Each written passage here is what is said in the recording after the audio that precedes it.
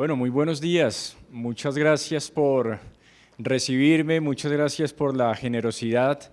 de permitir que Transparencia por Colombia esté en este evento tan importante para el país. La verdad es que no creo que hayan unos eventos que sean tan relevantes como lo que ustedes están haciendo en este espacio, y por eso quiero darle un agradecimiento enorme a la Auditoría General de la República. Doctora Alma, mil gracias por recibirnos a nosotros en este espacio y empezar con ese mensaje tan relevante de destacar, resaltar no solamente la labor, el rol que tienen todos ustedes, sino pues recién llegado a este recinto, celebrar también la posibilidad de ver a todas las personas que están llevando esta responsabilidad tan importante de ejercer ese control fiscal en el territorial, pues con muy buena disposición, con una gran ambiente de comunicación para que ojalá estas tareas que vienen por delante pues sean desarrolladas no solamente de la mejor manera posible, sino también a través de un proceso pues ojalá muy importante también de intercambio, de articulación, como seguramente lo voy a retomar un poquito más adelante. Entonces, agradeciendo nuevamente esa generosidad a la auditoría, quiero compartir con ustedes una presentación rápidamente sobre algunos elementos que consideramos de Transparencia por Colombia que podrían ser relevantes, posiblemente más para animar esa gestión que ustedes tienen por delante. Y en ese sentido, pues quiero abordar 4 puntos en esta intervención. El primero es presentarnos brevemente, presentar a Transparencia por Colombia, luego de esa presentación ya generosa que hicieron de mi perfil. Solamente quiero enfocarme en qué es Transparencia por Colombia y por qué estamos acá. Luego quiero abordar el tema de cómo la corrupción está amenazando nuestro bien común en Colombia, posteriormente rutas de acción para proteger ese bien común y culminar con algunas ideas alrededor de oportunidades que identificamos en Transparencia por Colombia para que se pueda avanzar justamente en esa tarea tan importante que tienen las Contralorías territoriales. Brevemente entonces, Transparencia por Colombia es una organización sin ánimo de lucro creada en el año 1998, luego de un momento político, social muy complejo del país en el cual actos de corrupción estuvieron fuertemente visibles ante la opinión pública, en ámbito público, y a partir de eso prontamente también nos convertimos en capítulo de Transparencia Internacional, la organización global que desde sociedad civil lidera la lucha contra la corrupción en más de 100 países, con el propósito de aportar, de contribuir, de liderar acciones que justamente ayudaran a que en Colombia pudiéramos tener un proceso mucho más constructivo, mucho más propositivo y por supuesto también mucho más corresponsable en materia de lucha contra la corrupción. Y resalto esta última palabra, casi que principio, porque consideramos que la corrupción no es un problema exclusivo del ámbito estatal, es un problema en el cual claramente está demostrado que hay una fuerte corresponsabilidad de actores sociales, públicos, privados, medios de comunicación en general, todas aquellas instancias que hacemos parte de lo que se podría llamar un sistema de pesos y contrapesos dentro de un sistema democrático. Y en ese sentido nos hemos propuesto la tarea de avanzar en distintas líneas de acción, en trabajar, por ejemplo, en todo lo que tiene que ver con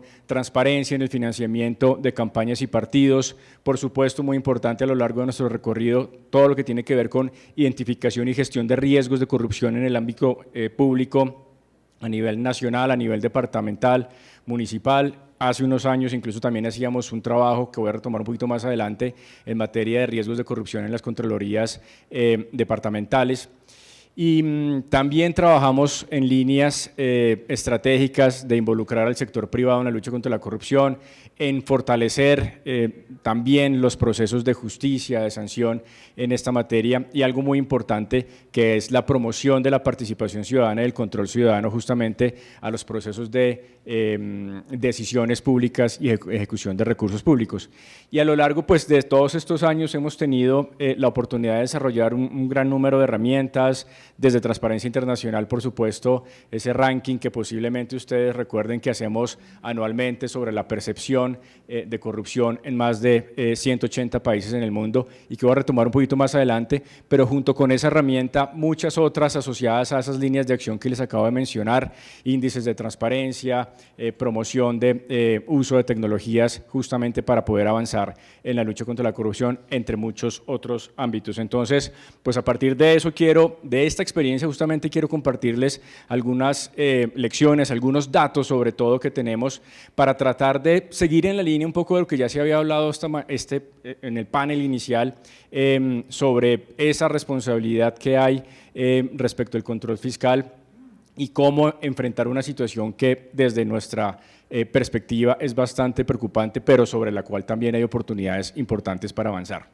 Y entonces, lo primero que quiero plantear es este tema de cómo la corrupción está amenazando el bien común. Y para nosotros, y permítanme hacer este planteamiento,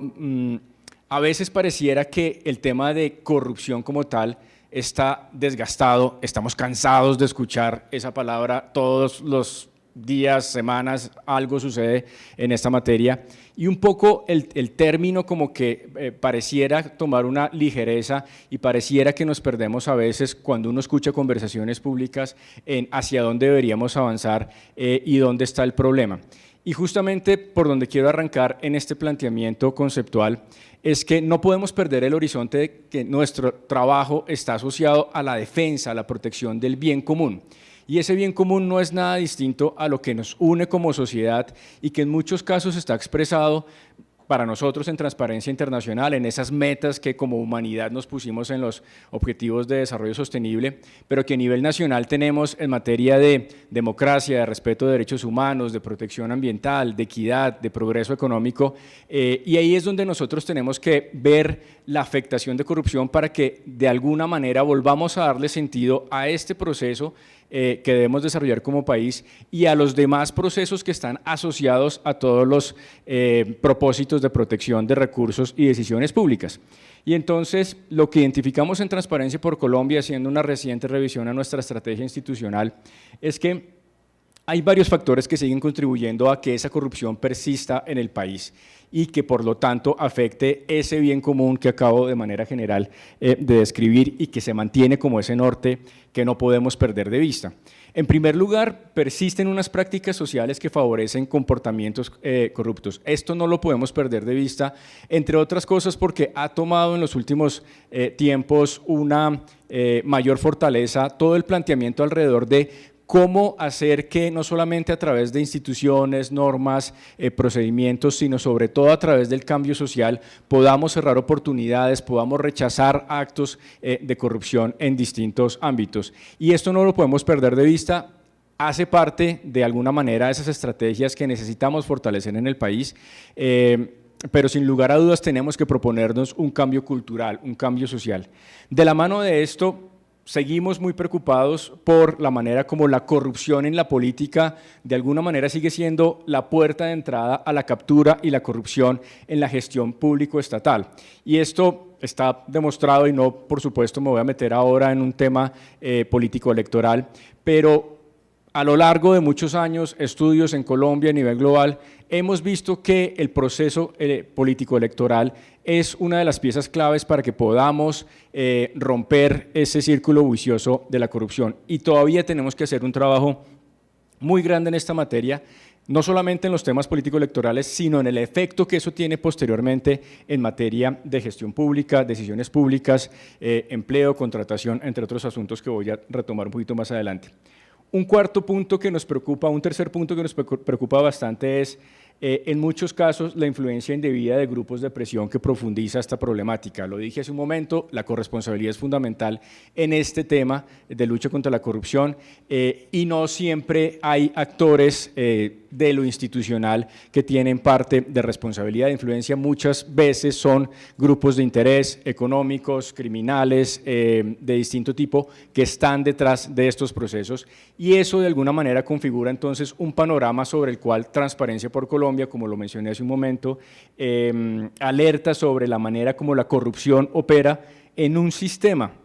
que genera graves daños a ese bien común que, de nuevo, creo que necesitamos reivindicar como el norte de nuestra lucha contra la corrupción.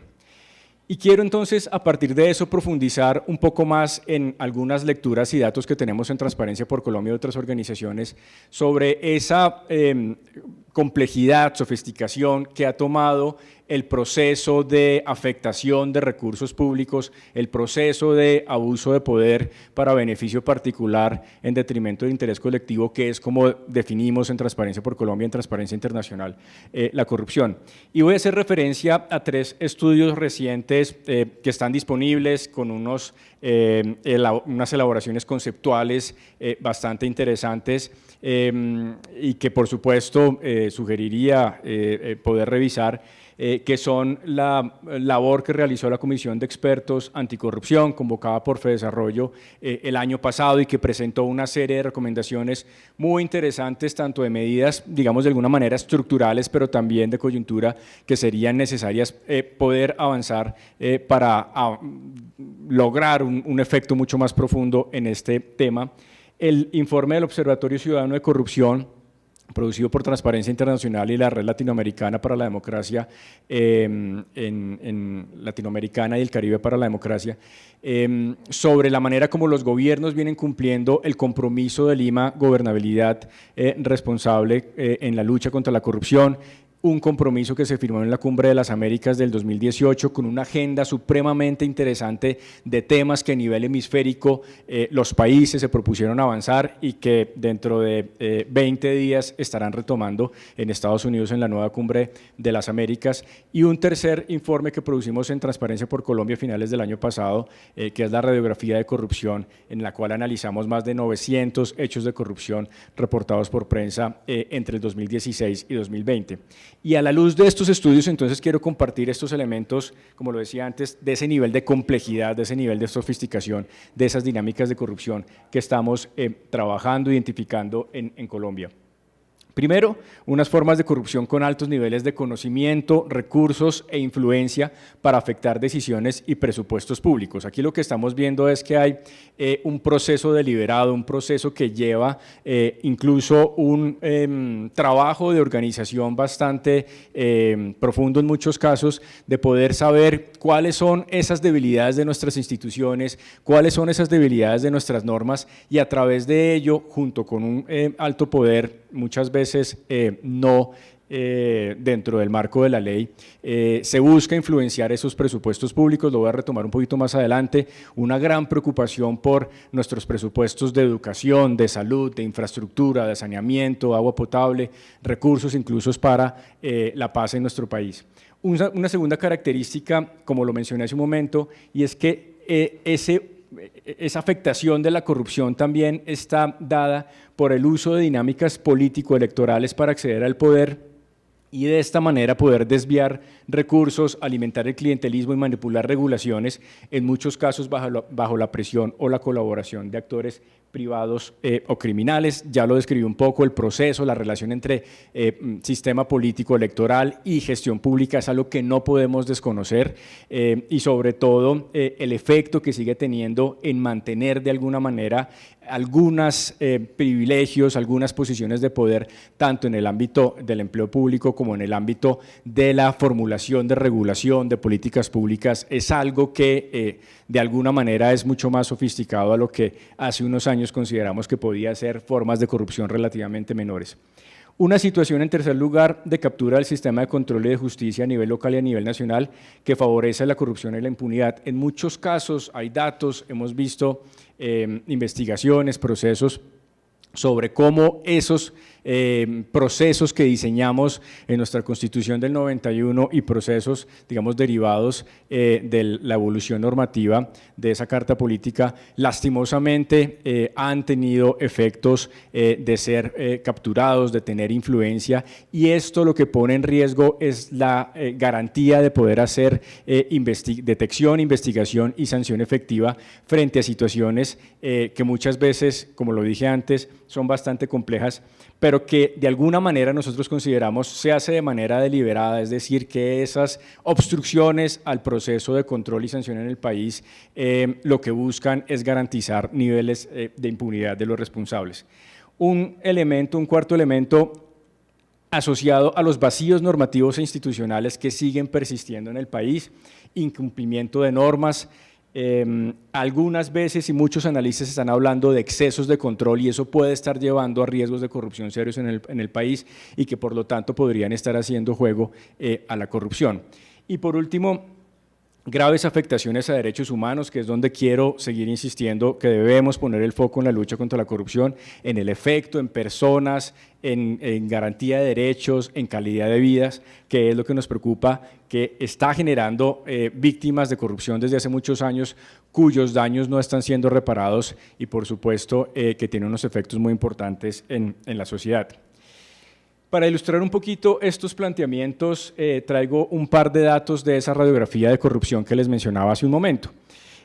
Acá nos preocupa más allá, y por supuesto es importantísimo, el costo económico de la corrupción en el país, a pesar de que es muy complejo determinar metodologías, encontrar puntos en común alrededor de cuánto se pierde en el país en materia de lucha contra la corrupción. Desde Transparencia por Colombia reiteradamente, y sigo insistiendo, lo que más nos preocupa es la afectación a personas, a grupos poblacionales, muchos de ellos en condición de vulnerabilidad. Lo vemos acá, niños, niñas, adolescentes, como las personas más afectadas por casos de corrupción en esos más de 900 hechos que analizamos entre 2016 y 2020, seguidos por estudiantes. Recordemos, por ejemplo, todo lo que tiene que ver en afectación, no solamente el PAE, pero muchos procesos alrededor del sector de educación y población vulnerable socioeconómicamente. Es decir, aquí hay un llamado muy fuerte que incluso ha hecho eco la Comisión Interamericana de Derechos Humanos en el sentido de plantear la urgencia de poner un foco sobre esa casi que doble victimización que están teniendo estas poblaciones vulnerables, no solamente por unas condiciones desfavorables en términos socioeconómicos, sino porque esa pérdida de recursos derivada de actos de corrupción están teniendo un efecto muy directo en que les sea cada vez más difícil superar esas condiciones que enfrentan.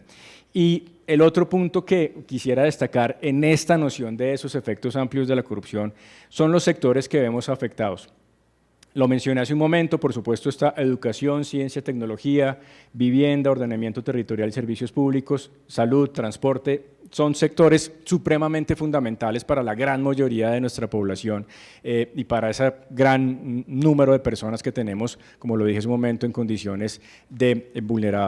vulneración socioeconómica. Nos preocupa que salió en primer lugar el sector defensa y seguridad y el sector judicial. Esto no nos había salido tan alto en los estudios que hemos realizado de manera previa a 2021 y hemos estado justamente insistiendo incluso pues con las autoridades responsables de esos sectores en cómo seguir avanzando en esos hechos que se han estado materializando, pero también en los riesgos de corrupción que persisten en estos sectores, en particular muchos de ellos asociados a un nivel importante de opacidad, de discrecionalidad, de reserva de información, algo que nos preocupa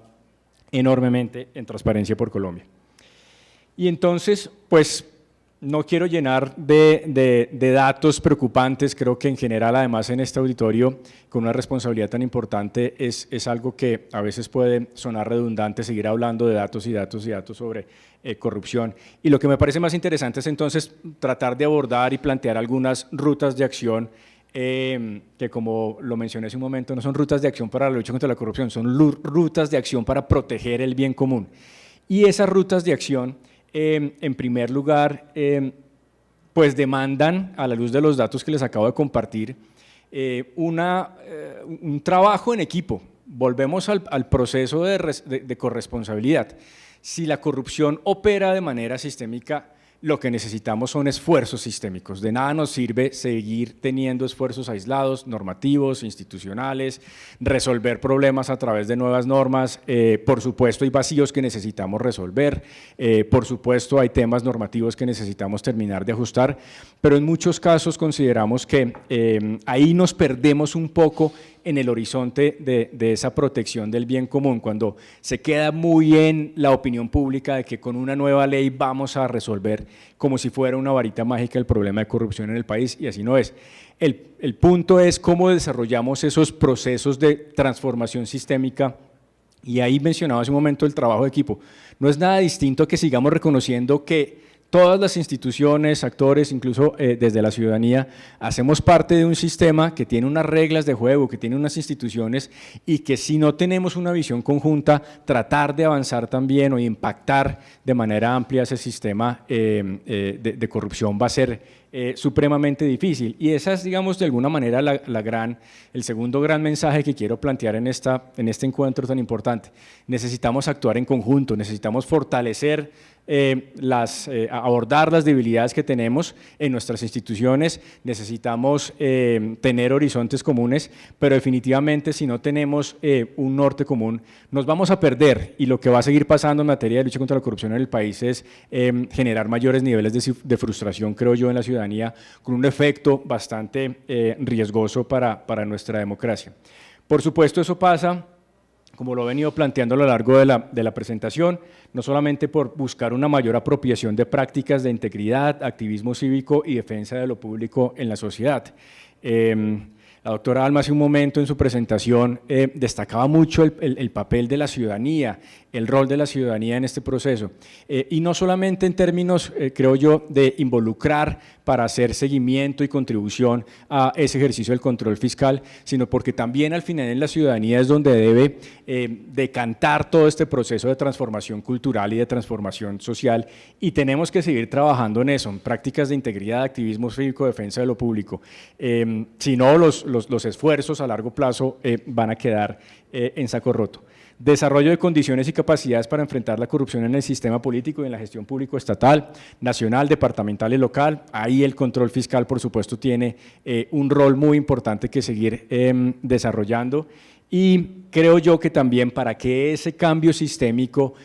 pueda avanzar necesitamos liderazgo. Necesitamos liderazgo de distintos actores, y aquí estoy viendo una sala llena de líderes, de lideresas que busquen la manera de justamente orientar esas transformaciones en lo público, en lo privado y en lo ciudadano.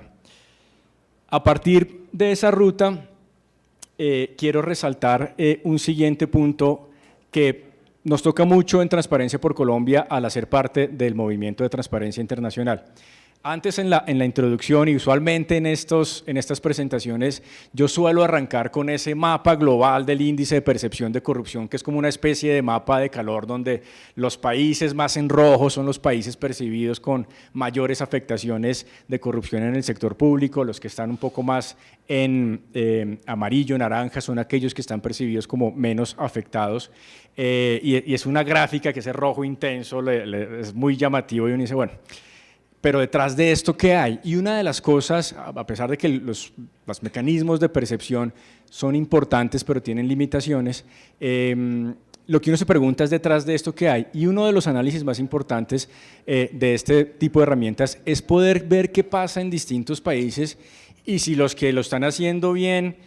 pueden compartir experiencias, y hay cosas que nos puedan servir, pues revisémoslas, y si los que lo están haciendo mal también tengamos la alerta para saber por dónde es que se están colando más debilidades en nuestros sistemas democráticos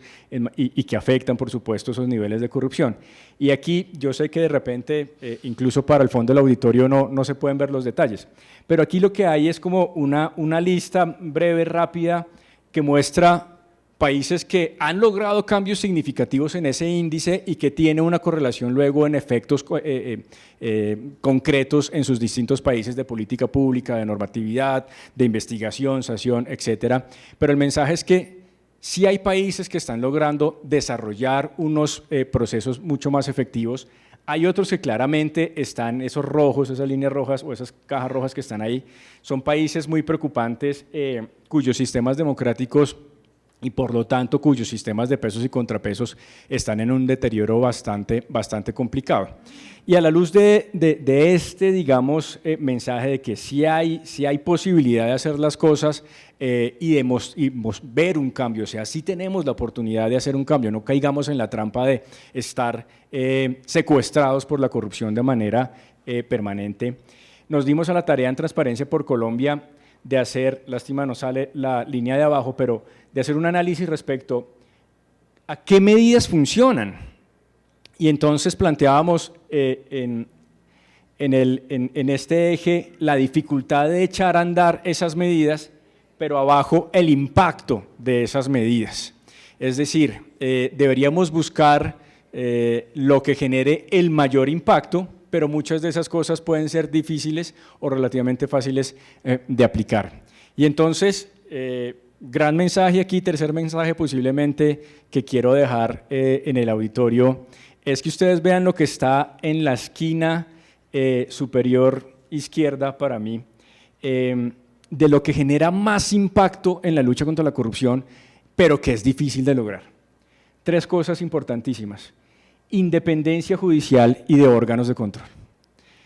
No hay país que haya logrado un avance significativo en la lucha contra la corrupción que no tenga un respeto claro por la independencia de la justicia y de los órganos de control. De ahí se derivan varias otras cosas, ¿no? Y lo escuché esta mañana, la importancia del fortalecimiento de capacidades, lo voy a mencionar más adelante. No basta, por supuesto, que en la Constitución esté escrito que la justicia y los órganos de control son independientes. Tienen que contar con la capacidad, la autonomía, los presupuestos para desarrollar su labor. Pero posiblemente el punto más estructural y de mayor impacto, de nuevo, complejo, porque significa que como sociedad nos tenemos que poner de acuerdo en que la independencia de la justicia y de los órganos de control es absoluta y se respeta de manera inequívoca. Junto a eso, elementos muy importantes de alto impacto como un servicio público independiente, un empleo público independiente. Preocupa mucho los niveles todavía que vemos en Colombia de clientelismo, de falta de estabilidad también, muchas veces en el empleo público, que lleva también a unos procesos de ser susceptibles de ser capturados por intereses particulares. Sistemas políticos transparentes, gran tarea que tenemos todavía por delante en Colombia. En Transparencia por Colombia decimos, tenemos un sistema político permeado por la trampa y por la corrupción de manera constante, y eso lo tenemos que trabajar como país. Y luego miren ustedes entonces un poquito más hacia mi derecha, unas condiciones habilitantes que a mí me parecen supremamente importantes. No podemos hablar de lucha contra la corrupción si que en paralelo también trabajemos en nuestro país sobre mejores condiciones, de alguna manera habilitantes, para nuestra ciudadanía. Una sociedad con altos niveles de educación, de salud, de equidad, de democracia, respeto a los derechos humanos, también está altamente correlacionada con una sociedad que muestra unos niveles menores de percepción de corrupción. Es decir, es muy importante que no pensemos esto en abstracto y que seamos muy realistas respecto a las condiciones que la gran mayoría o sectores muy amplios de nuestra población tienen en términos de afectaciones a estos derechos fundamentales. Y luego entonces ustedes ya van a ver luego el rol activo de la sociedad civil, que no es una condición, digamos, que pareciera tan estructural, sino que cumple un rol más de empuje, de demandar cambios, de pedir cuentas, de estar activos en la vida pública. Y un poquito más abajo, esto que hemos llamado a nivel internacional, las comisiones o instancias anticorrupción. La verdad es que eso suena mucho, pero no hay mucho resultado que uno pudiera decir que vale la pena destacar, una aquí, una allá, pero a nivel global como que no pareciera ser la fórmula, o no entra dentro de las fórmulas más relevantes. Por supuesto ayuda, pero no es lo que más impacta. por supuesto, liderazgo y voluntad política de alto nivel, eso pareciera ya como una condición sine qua non, o sea, eso tiene que estar, sí o sí. Y en algunos casos, pues por supuesto, reformas normativas que llevan alto nivel de implementación y el uso de la tecnología en ámbitos estratégicos. No quiero decir que esto que está más hacia mi derecha sea menor, por el contrario, es muy importante, pero si tuviéramos que escoger algo que realmente impacte, es lo que les mencioné hace un rato. Y entonces cierro esta presentación, espero no estar tomando mucho tiempo, con lo que consideramos en Transparencia por Colombia oportunidades para las Contralorías Territoriales, habiendo puesto en ese plano allá arriba de independencia judicial y de órganos de control, por supuesto, a las Contralorías Territoriales en el marco de nuestro sistema nacional de control y de pesos y contrapesos. Y yo creo que aquí el punto para nosotros en Transparencia por Colombia, habiendo hecho mediciones de Contralorías departamentales por muchos años, la última medición la hicimos para la vigencia, si no me equivoco, 2015-2016, habiendo trabajado también con algunas Contralorías departamentales en distintos momentos de nuestro recorrido. Yo creo que el propósito sigue siendo seguir fortaleciendo la institucionalidad de las Contralorías, pero también su capacidad de cumplimiento de ese rol misional que tienen en ese control fiscal, en esa defensa de lo público y, como lo vengo diciendo desde el inicio, en esa protección del bien común. Y entonces quiero quedarme en este momento y para efectos de este espacio en esas dos grandes ideas: cómo hacemos para seguir fortaleciendo la institucionalidad y el rol misional de las Contralorías Territoriales. Y entonces aquí planteamos algunos elementos desde nuestra experiencia. Sin lugar a dudas, brindar mayores capacidades técnicas, presupuestales y humanas a las Contralorías Territoriales, no solo para desarrollar su función misional, sino también para contar con una gestión administrativa transparente y eficiente. Nos preocupa tanto la forma como el fondo, y no quiero decir que lo uno sea más importante de que lo otro. O sea, en democracia, y lo hemos visto en distintos momentos de nuestro país, es tan importante el resultado como el procedimiento que se hace para llegar a ese resultado, ¿no? Y sin lugar a dudas, ustedes tienen un rol misional muy importante, y desde Transparencia por Colombia queremos complementar eso con que ojalá haya un avance también en términos de fortalecimiento institucional, desde ese foco de transparencia, de integridad, de rendición de cuentas, que es supremamente importante para seguir generando credibilidad y fortalecimiento institucional.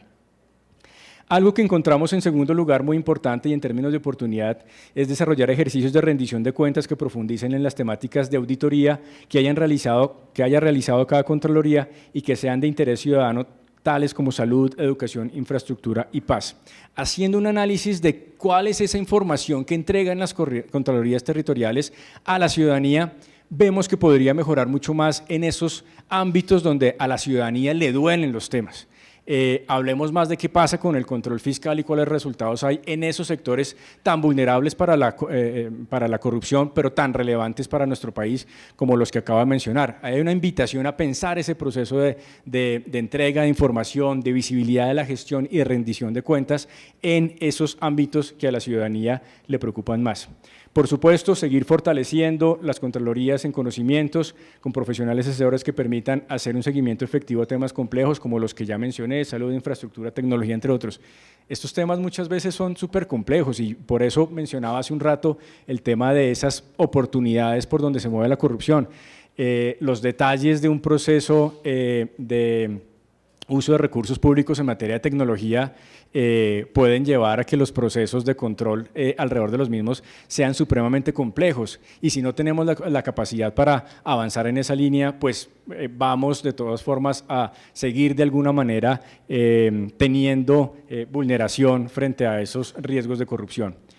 Un cuarto punto: avanzar en los procesos de digitalización de los expedientes, de los archivos, cumpliendo con los requisitos legales de reserva y publicidad de información. Esto es algo que se viene hablando hace muchos años en Colombia, definitivamente tenemos que avanzar. La digitalización de los archivos, la garantía de los archivos, además como fuente de información pública, que es fundamental para cualquier tipo de control en democracia. Y por último, avanzar en la articulación de las entidades que hacen control fiscal en el país a nivel nacional y territorial para buscar apoyos y alianzas que permitan mejorar el control. Por este punto empezaba mi intervención celebrando, digamos, este espacio, celebrando la articulación entre ustedes, porque consideramos que hay mucha oportunidad en términos justamente de ese intercambio de aprendizajes, de experiencias, de retos alrededor de esa labor tan importante que las contralorías territoriales desarrollan. Y ya para terminar, y en ese mismo marco de fortalecer la institucionalidad y misionalidad, pues por supuesto hay que entender los conceptos y capacidades locales de las contralorías en los diferentes territorios.